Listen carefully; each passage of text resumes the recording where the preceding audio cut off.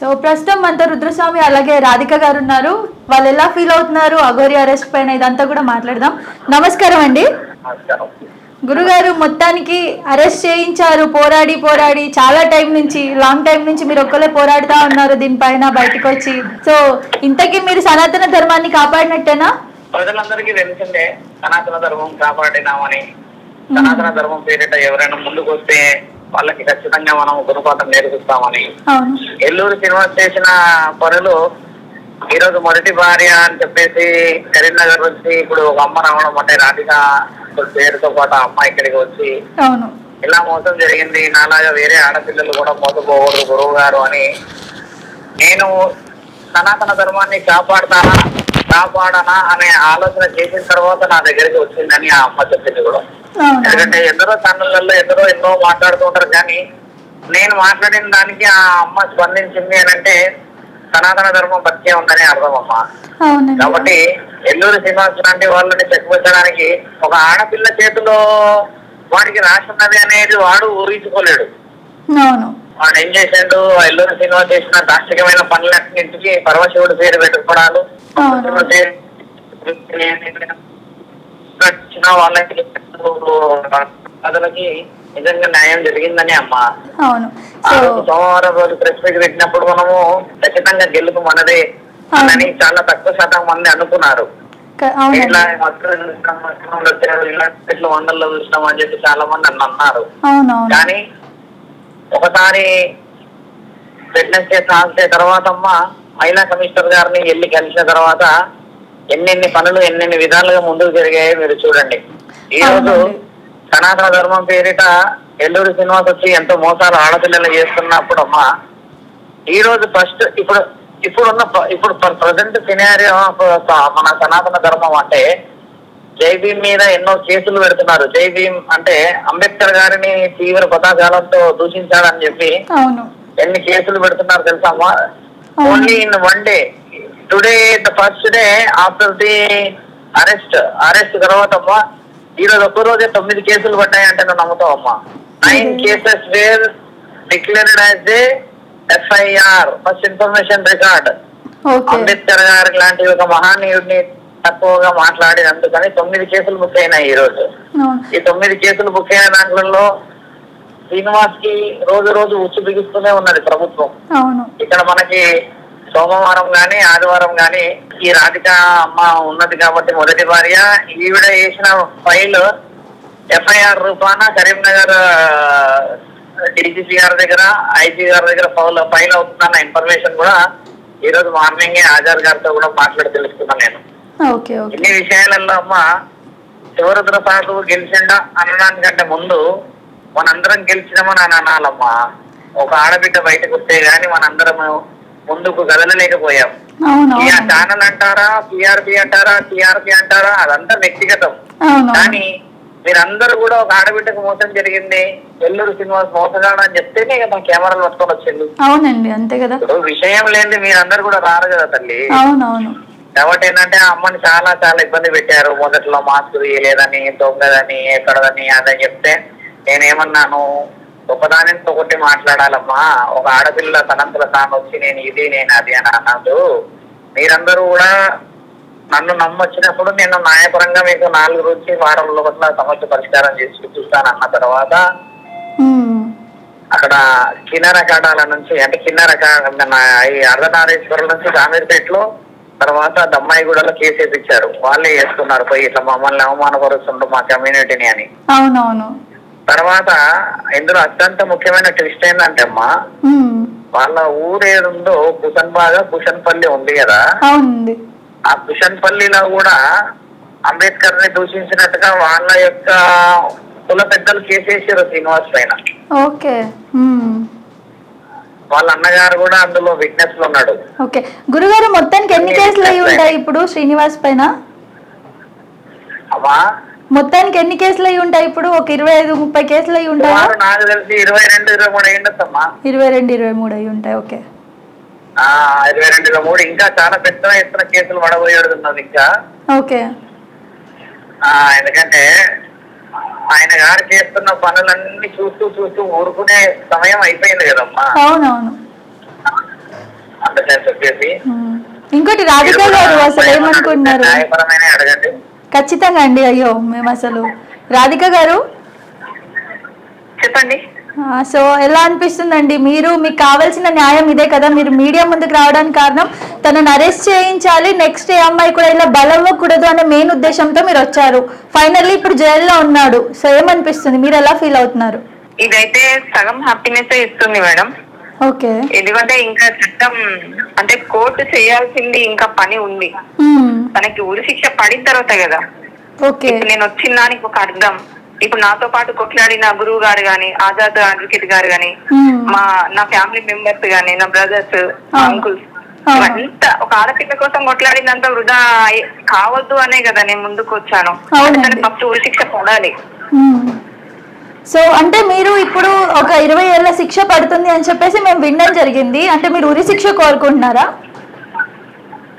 కంపల్సరీగా. ఓకే, అంటే ఉరి శిక్ష వేసే అంత ఉండదేమో. గురుగారు మీరు చెప్పండి, ఉరి శిక్ష అంటున్నారు రాధిక గారు.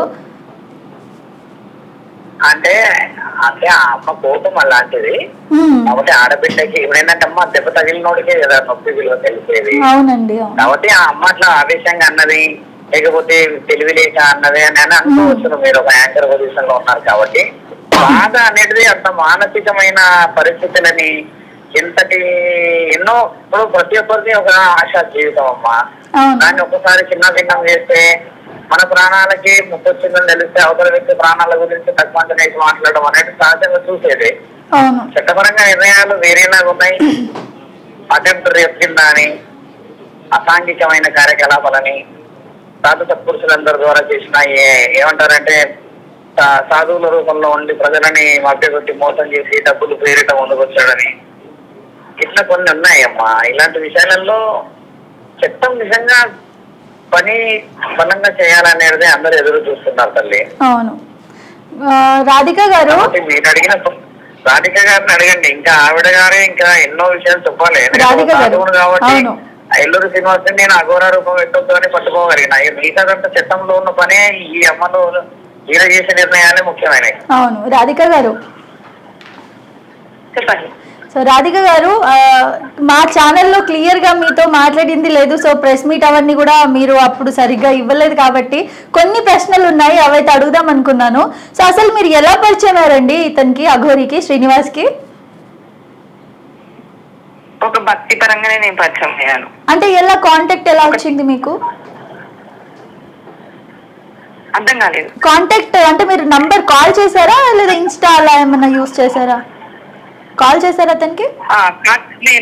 ఫస్ట్ కాంటాక్ట్ అయ్యాను. ఓకే. అంతకు ముందు టెంపుల్స్ లో చూసాను కానీ మీట్ కాలేకపోయాను అని చెప్పేసి కాంటాక్ట్ నంబర్ కనుక్కొని కాంటాక్ట్.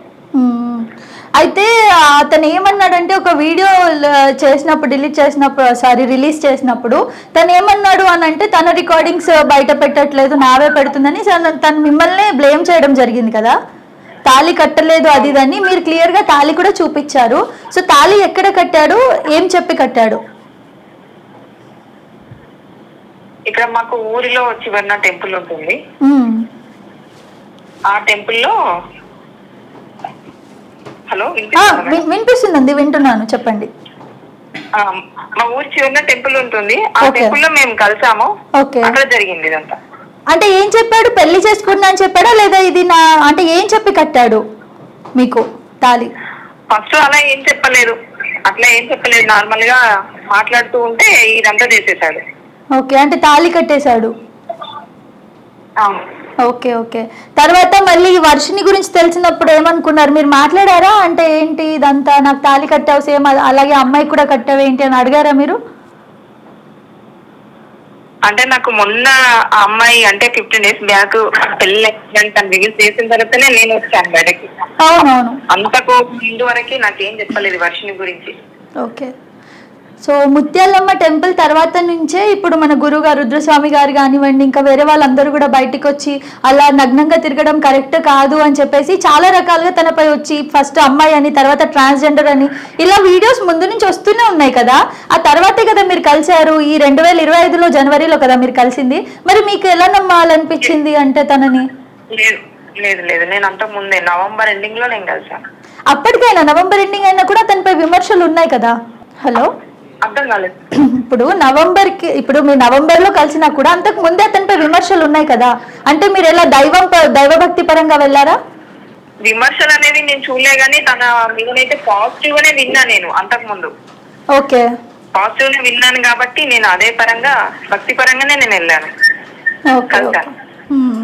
సో ఫైనల్లీ ఉరి శిక్ష పడాలని అయితే కోరుకుంటున్నారు అఘోరికి? కోరుకుంటున్నాను మేడం, ఎందుకంటే ఇంకా మిగతా ఆడపిల్లలకి ఇలా జరగదు.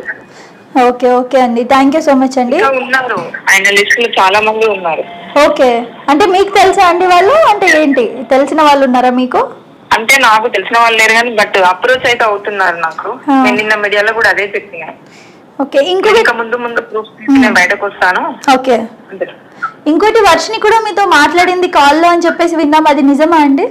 అవును, వీళ్ళు మాట్లాడింది అంటే వేరే రకంగా మాట్లాడింది. తను ఒక గురువు గారు ఇలా చేశారు అని చెప్పేసి టాక్ వచ్చింది కదా ఆ మధ్యన. అవునవును, ఒక గురువు గారు తనని ఇలా హరాస్ చేశారు ఇలా అని చెప్పింది కదా. అవునవును చెప్పింది.